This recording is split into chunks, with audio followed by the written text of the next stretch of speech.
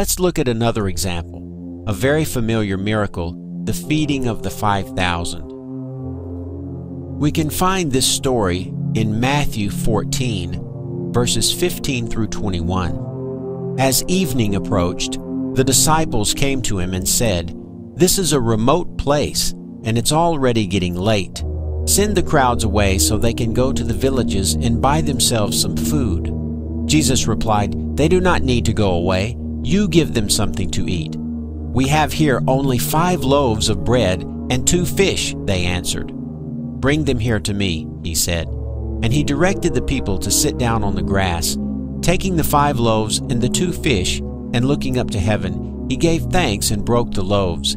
Then he gave them to the disciples, and the disciples gave them to the people. They all ate and were satisfied, and the disciples picked up 12 basketfuls of broken pieces that were left over. Now, let's go see if we can find the original story from where Matthew got these details. Let's look at 2 Kings chapter 4, verses 42 through 44. A man came from Baal Shalisha, bringing the man of God 20 loaves of barley bread baked from the first ripe grain, along with some heads of new grain. "Give it to the people to eat," Elisha said. "How can I set this before 100 men?" his servant asked.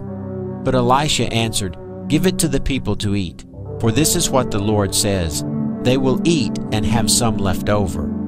Then he set it before them, and they ate and had some left over, according to the word of the Lord.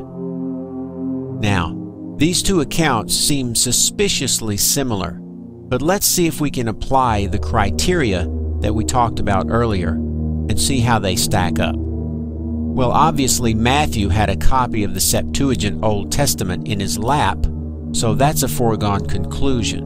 When Matthew quotes from the Old Testament, his wording lines up exactly with the Septuagint version rather than the Hebrew version of the Old Testament. So Matthew not only had access to the Old Testament, he was actually using the Greek translation of the Old Testament. He had access to the previous story. Criteria number 2, density. How many details are present from the earlier story in the copy? Let's just examine those. A large group of people were gathered in a remote place. The people were without food. In Matthew, 5 loaves of bread and 2 fish were used as food. In 2 Kings, 20 loaves of bread were used as food. Jesus told one of his disciples to feed the group. Elisha told his servant to feed the group. Jesus' disciple protested about the number of people compared to the amount of food. Elisha's servant protested about the number of people compared to the amount of food. In Matthew, the people all received some food and were filled. In 2 Kings, the people all received some food and were filled. After the meal, there was some food left over. An interesting point here is that Jesus' miracle was much more impressive because he fed many more people than Elisha did, but with less food. Elisha only fed 120 people with 20 loaves of bread, whereas Jesus fed 5,000 with only 5 loaves of bread and 2 fish. The density number here is 7. 7 details from the original story are present in Matthew's copy.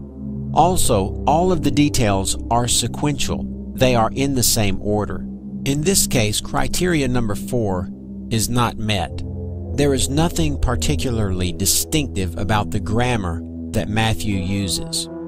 But it is interesting to note that in both accounts, the prophet is commanding someone else to feed the group. Why would Jesus not just give the bread to the group after he blessed it?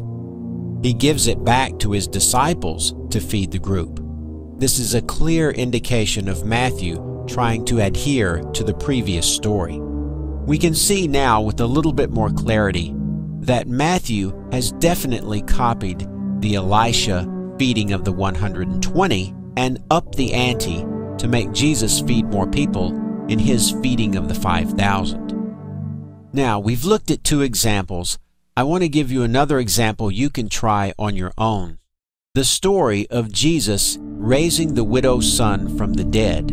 If you'll look in Luke chapter 7, verses 11 through 16, then go compare that with 1 Kings chapter 17, verses 7 through 24, and just go through the same motions that I've shown you on these first two examples. Write down the similarities between the two accounts. Number them. See if they're sequential. See if there's any special phrases that may have been brought over from the original story. Now let me leave you with another tidbit before I go. In Mark, Jesus' last words were supposedly, my God, why have you forsaken me?" That's found in Mark 15, verse 34. But if we roll back time a little bit and look in Psalms, if we go to the 22nd chapter, we see something very interesting. Verse 1, my God, why have you forsaken me?" Let's try this again with Jesus' last words in Luke. Luke chapter 23, verse 46. "Father, into your hands I commit my spirit." We need only look a few chapters ahead in Psalms to find the original statement. Psalms 31, verse 5. "Into your hand I commit my spirit." There are tons of other examples of copying from the Old Testament to invent the life of Jesus. If you have time, see if you can find some of these on your own. Look especially at the crucifixion of Jesus. Most of the details surrounding his crucifixion can be found in Psalms 22 and Isaiah 53.